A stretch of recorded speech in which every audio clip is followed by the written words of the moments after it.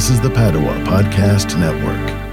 Tom Brady has a team of neuroscientists. He noticed this in a popular science article. He read about it and decided to give it a try, because what's the harm, right? Running a Fever, episode 174. Tom Brady starts his 20th year.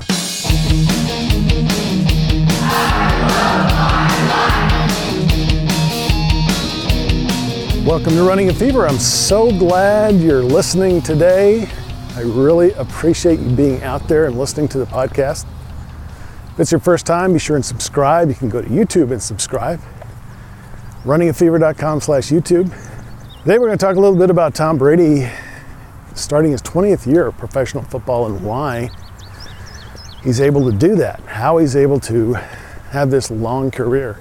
If you love your life enough to make it last as long as possible, whether you're playing professional football or working in an office, then you're in the right place, because that's what we're all about here. I want to live a long, healthy, happy, active life right up to the very end. I not only want to add life to my years to my life, but I want to add life to my years. So Running a Fever is a podcast about fitness, diet, and medicine. Not necessarily in that order. And today we're talking about Tom Brady. Tom Brady, it's amazing how long, the Super Bowl was 4 months ago. 4 months. And last week, Tom Brady started practicing for the upcoming season, his 20th. Now, we have international exhibition games, usually in July these days. And then by August, you're already in the full swing of preseason games here in the United States.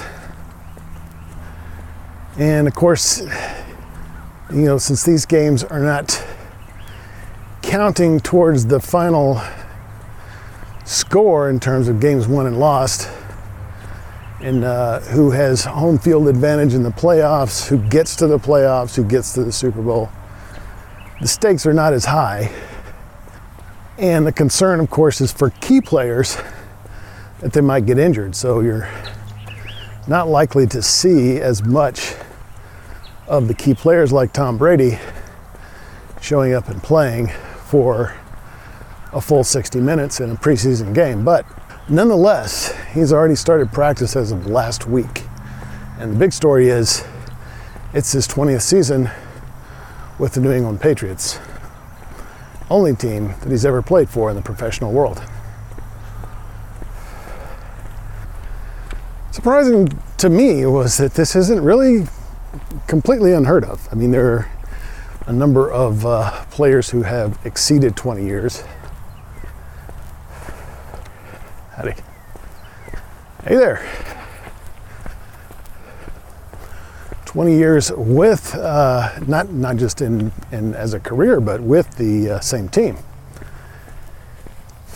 So he's not in necessarily rare category, depending on how you look at rare.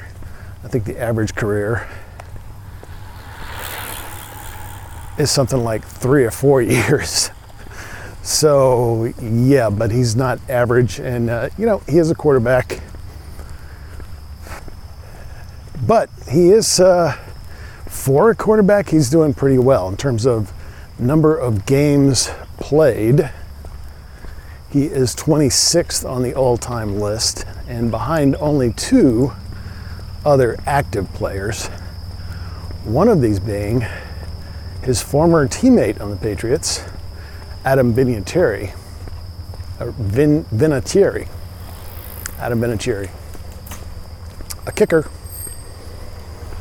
And in fact, both of the active guys ahead of him are kickers, and that those guys have longer careers on average than quarterbacks. In fact, there are only a few non-kickers in that top 25, and he's definitely the winner among active quarterbacks. there were a couple that were both quarterbacks and kickers. I think the guy who had that, the all-time record of something like 26 years was actually a backup quarterback during the last years of his career. Something that's not likely to happen, I would think, for Tom Brady, unless he's just,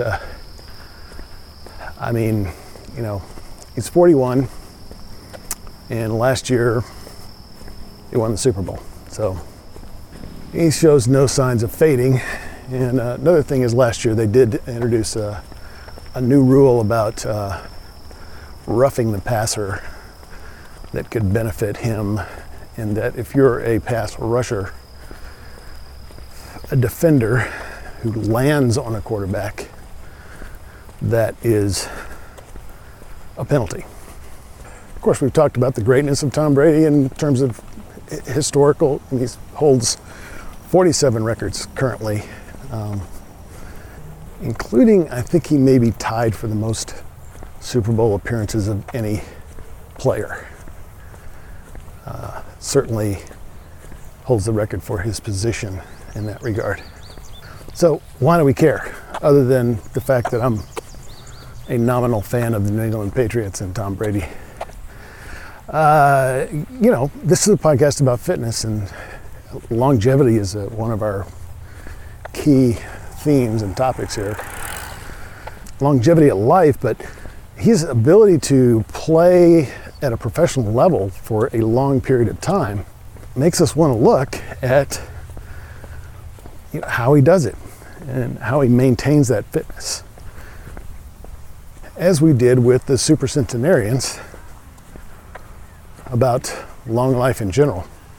So there we were concerned about long life and quality of life, of course, but with Brady, we want to talk about how he stays fit and healthy enough to play at an exceptional level. After all, he's not just a durable player, but he's also an exceptional one, continuing to set records and lead his team to championships year after year, even into his 40s. So we've already looked at several aspects of Tom Brady's fitness and diet program, known as the TB12 method, and I'll have a link to an affiliate link for that book if you want to take a look at that and help the show. I'll also have a link to the YouTube playlist, which includes those episodes 120, 121, 122, 129, and 138 are the episodes if you want to look at those podcast episodes in your podcast app. But because I've visited this in several episodes, I also do have a YouTube playlist, which you might want to check out as well. But in this episode, we're not just looking at the same aspects. We want to look at how he does this at a professional level, and another aspect that I had not known about before, and that I have just learned about here. So what is this new aspect that we're talking about? Well, I read an article about sports science and what sports science says about Tom Brady's ability, not just now, but to continue in the future. He's already stated that he wants to play until he's 45 at least. Could he play until he's 50? Is that possible? Well, of course, the caveat is he's Tom Brady. There hasn't been anyone like him ever, so it is possible. But of course, most people say it's not likely. He has been able to remain remarkably injury-free over his career, which is amazing. He has been on the injured list over 200 times, but has never missed a game other than the pretty serious knee injury that he had that kept him out for a whole season, basically. So this article said that few athletes, and I'm quoting here, few athletes are as dedicated to the body and mind as Brady is, which is why he's been able to perform at such a high level for nearly 2 decades. This was written several years ago. So what kind of grabbed my attention, was the mention of mind. This is something that I hadn't really considered before, or gave it minimal attention anyway in the earlier episodes about the TB12 method. So I looked a little further into this and some of the sources for this information. His mental fitness plan includes some brain exercises that are designed to help people with brain problems, such as recovering from an injury, recovering from surgery, attention deficit disorder, people who have deficits in their brain function as opposed to people who want to enhance their brain function. However, he noticed this in a popular science article. He read about it and decided to give it a try, because what's the harm, right? And he found that they improved his cognitive functions. So there are several companies that have brain training programs, and you've probably seen advertisements for them. I think Luminosity is one, and one specifically mentioned here is Brain HQ, which apparently Tom Brady did approach, and I guess in his business, Tom Brady has a number of a team of neuroscientists, so they were all kind of involved in this effort. The idea that these exercises can have a positive impact on brain function is rather controversial. In fact, in 2014, there were 2 letters issued, one from each side of the argument. They both had about the same number of scientists, 75 to 100. I don't think the number of scientists on each side is particularly important, but the fact that they all participated in these published letters strongly believing one way or the other was interesting. So it is controversial, but most new ideas are. So a more recent popular science article told a story that I read about a man who'd had multiple concussions, in a short period of time due to head trauma, probably having to do with his work. I think he worked in a warehouse and had been hit with some rather heavy things that he was working with, which is really a shame because it sounds like that would be avoidable. After training with these brain exercises, this person was able to return to work and to school, overcoming symptoms like depression, chronic fatigue, confusion, and splitting headaches. Apparently he was, at one point, kind of had a lot of difficulty processing what people were saying to him, thus the confusion. Anecdotal, of course, single person. Howdy. How's it going? Good. But research continues. Scientists have recently discovered, it's kind of a relatively new idea, that our brains are not just kind of static pieces of equipment in our heads that, never change, but they can change over time depending on what we do with them. And this is called neuroplasticity, and it continues through the lifetime. So, that evidence before might have been anecdotal. However, the largest study on neural training was funded by one of my favorite government agencies, if there can be such a thing, National Institutes of Health. And the most important result from this study was a reported 29% decrease in risk of dementia. This is huge, people. This is huge. This is an enormous problem and really contributes to your longevity or the lack thereof, dementia, and the quality of life. So this is something I definitely want to look into, right? This was after 10 years of participation. I don't know if the study's still going on. I probably want to have maybe an entire episode on this particular study. But if you want to live a long, healthy, active life up to the very end, then definitely prevention or reducing your risk of dementia is going to be really important to that. Now, Tom Brady is ahead of the curve on this. Of course, he's ahead of the curve in a lot of areas, but I mean, his workout program, his diet is very different. It's not something you'll find anywhere else.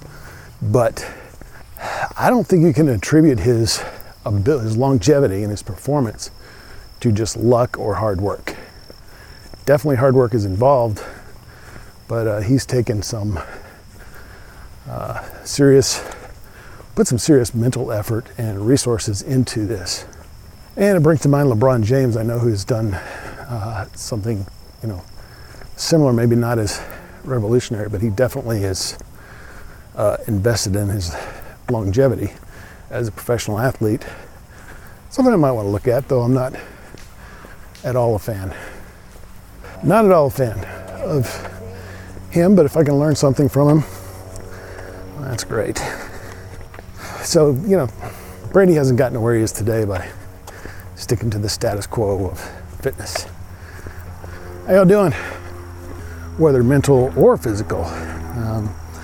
His methods are unusual, his success is unusual, but it's something I want to emulate. I look forward to learning more about the brain and brain exercises and how I can use them to improve my mental and physical life and longevity.